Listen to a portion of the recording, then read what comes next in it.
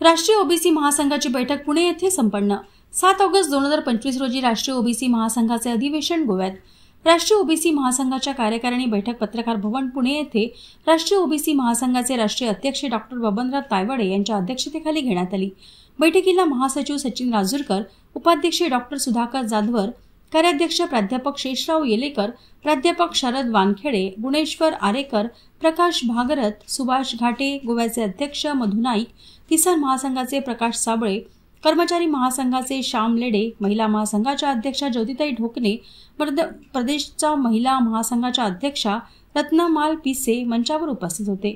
OBC महासंघाचे प्रथम महाधिवेशन दिनांक 7 ऑगस्ट 2016 ला नागपूर येथे प्रचंड गर्दीत संपन्न झाले। या अधिवेशनामुळे महाराष्ट्र शासनाला क्रीमी लेअरची मर्यादा 4.5 लाख रुपयांवरून 6 लाखांपर्यंत वाढवून देण्याचा निर्णय घ्यावा लागला होता। महिला महासंघाने 27 नोव्हेंबर 2016 ला ओबीसी महिला अधिवेशनाचे आयोजन केले होते। तसेच 8 डिसेंबर 2016 ला नागपूर येथील महाराष्ट्र राज्याच्या हिवाळी अधिवेशनाच्या वेळी 1 लाखापेक्षा जास्त ओबीसी लोकांनी मोर्चा काढून विधानसभेवर जबर धडक दिली होती। याचा परिणाम होऊन महाराष्ट्र सरकारला पहिल्यांदाच ओबीसी मंत्रालयाची स्थापना करावी लागली। 7 ऑगस्ट 2017 रोजी नवी दिल्ली येथील महासंघाच्या दुसऱ्या महाअधिवेशनानंतर क्रीमी लेअरची मर्यादा ही 6 लाखांवरून 8 लाख रुपये करण्यात आली। देशातील सर्व ओबीसी समाजातील लोकांच्या एकत्रीकरण व एकजुटीचे हे फलित होते। यासोबतच भारत सरकारने प्रथमच नागपुरात 500 विद्यार्थ्यांचे वसतिगृह देण्यास मान्यता प्रदान केली आहे। 7 ऑगस्ट 2018 रोजी मुंबई येथील national sports club of India Worli परिसर येथे तिसरे महाअधिवेशन घेण्यात आले होते। याचा परिणाम होऊन महाराष्ट्र राज्यात ओबीसी युवक व विद्यार्थ्यांसाठी महाज्योती नावाने विकास महामंडळ नंतर स्थापन करण्यात आले।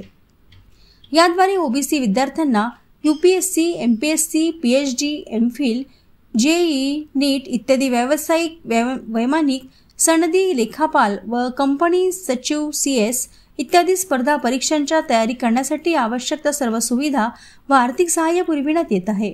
तसेच ओबीसी युवकांना रोजगारांच्या विविध संधी उपलब्ध होण्यासाठी मार्गदर्शन व आवश्यक आर्थिक सहाय्य पुरविण्यात येत आहे। जिल्हा आणि तालुका पातळीवर ओबीसी विद्यार्थ्यांसाठी वसतिगृह सुरू करण्याची प्रक्रिया सुरू झालेली आहे। ओबीसी विद्यार्थ्यांच्या पालकांच्या वार्षिक उत्पन्नाची मर्यादा ही 6 लाख रुपयांहून 8 लाख रुपये करण्यात आली आहे।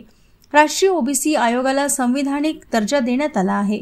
शालेय विद्यार्थ्यांना सावित्रीबाई फुले शिष्यवृत्ती योजना लागू करण्यात आली आहे। अशा अनेक मागण्या या आंदोलनामुळे मान्य झाल्या आहेत। 7 ऑगस्ट 2019 रोजी हैदराबाद येथे महासंघाचे 4थे महाअधिवेशन घेण्यात आले होते।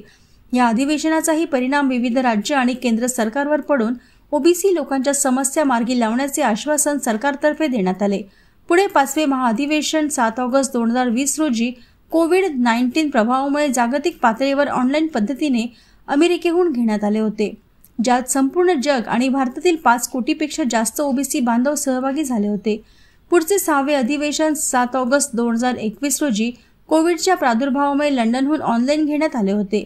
या जागतिक पातळीच्या अधिवेशनालाही भारतासह जगातील इतर ओबीसी बांधवांनी भरपूर प्रतिसाद दिला होता। यानंतर 7वे अधिवेशन दिल्ली येथे संपन्न झाले। 8वे अधिवेशन तिरुपती, आंध्र प्रदेश व 9वे अधिवेशन अमृतसर, पंजाब येथे संपन्न झाले। केंद्र आणि विविध राज्य सरकारचे लक्ष वेधण्यासाठी आणि त्या सर्व मागण्या पूर्ण करण्यासाठी राष्ट्रीय ओबीसी महासंघ देश पातळीवर आंदोलन चालवित आहे। याचाच एक भाग म्हणून राष्ट्रीय ओबीसी महासंघाचे 10वे महाअधिवेशन गोवा येथे 7 ऑगस्ट 2025 रोजी होत आहे। केंद्र सरकारने जातनिहाय जनगणना करण्यात यावी, केंद्रात स्वतंत्र मंत्रालय स्थापन करण्यात यावे, क्रीमी लेअरची मर्यादा वाढविण्यात यावी व या राज्याने बिहार राज्यात ज्याप्रमाणे ओबीसी प्रवर्गाची जातनिहाय जनगणना करण्याचा निर्णय घेऊन जातनिहाय जनगणना करण्यात येत आहे, त्याच धर्तीवर महाराष्ट्र राज्यात सुद्धा ओबीसी प्रवर्गाची जातनिहाय जनगणना करण्याचा निर्णय घेऊन ओबीसी प्रवर्गाची जातीनिहाय जनगणना करावी, मराठा जातीचा ओबीसी संवर्गात समावेश करण्यात येऊ नये, ओबीसी, विजा, भज व विशेष मागास प्रवर्ग समाजाचा रिक्त पदांचा अनुशेष त्वरित भरण्यात यावा, गुणवंत मुला-मुलींना परदेशात उच्च शिक्षणासाठी देण्यात येणारी शिष्यवृत्ती 50 विद्यार्थ्यांची संख्या वाढवून 100 विद्यार्थी करण्यात यावी इत्यादी मागण्या मंजूर करून घेण्यासाठी 7 ऑगस्ट 2025 ला गोवा येथे संपन्न होत आहे। बैठकीला राष्ट्रीय ओबीसी महासंघ व महासंघाशी संलग्नित संघटना, राष्ट्रीय ओबीसी युवा महासंघ, राष्ट्रीय ओबीसी महिला महासंघ, राष्ट्रीय ओबीसी विद्यार्थी महासंघ, राष्ट्रीय ओबीसी अधिकारी कर्मचारी महासंघ, राष्ट्रीय ओबीसी महिला अधिकारी कर्मचारी महासंघ व राष्ट्रीय ओबीसी वकील महासंघ इत्यादी संघटनांच्या सर्व पदाधिकारी उपस्थित होते। संचालन शकील पटेल तर आभार अर्जुन दिले यांनी केले।